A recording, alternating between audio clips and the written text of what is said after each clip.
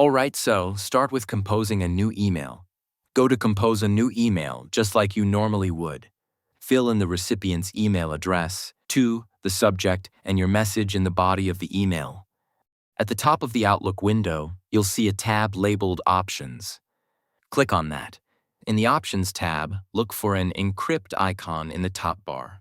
Click on it. You'll have a couple of choices: Encrypt only and Do not forward. Encrypt only encrypts your email so that it's protected, where the Do not forward does two things.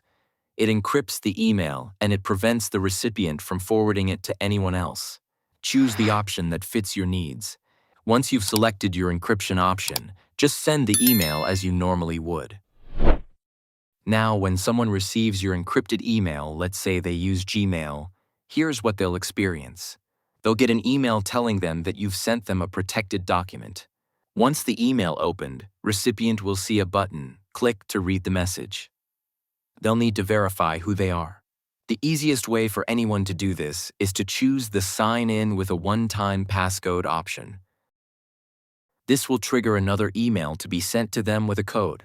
Simply copy that passcode and paste it into the verification area. They have about 15 minutes to do this.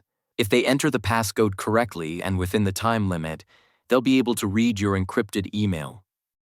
And that's it. So basically, you encrypt it on your end, and the recipient has to verify their identity to read it. Now you know how to encrypt emails in Outlook and keep your messages secure.